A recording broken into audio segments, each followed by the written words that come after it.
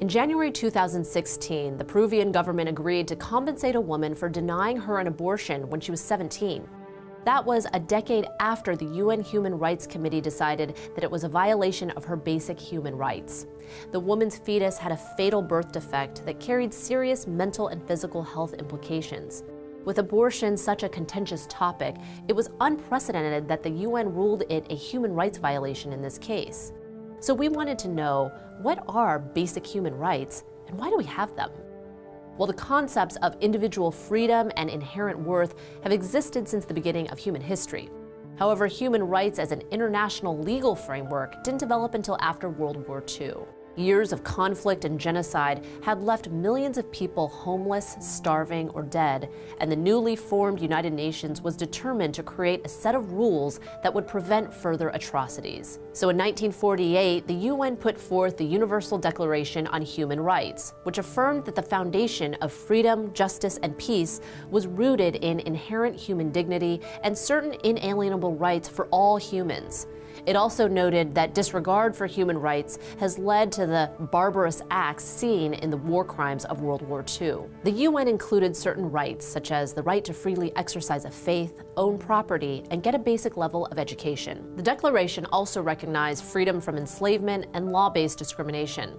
Today, this framework is followed by 193 nations and acts as a common moral language or barometer for government policy or cultural practices.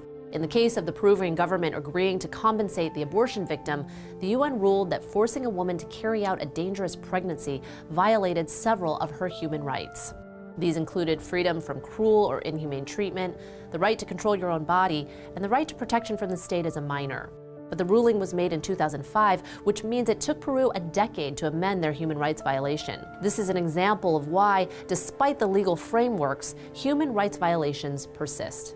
The UN's declaration functions only as a set of guidelines and is not a treaty to which countries are legally bound. And although the UN investigates potential violators, they usually can't force a country to change an abusive law. The UN's 2005 decision was the first time the organization held a government accountable for preventing illegal abortion.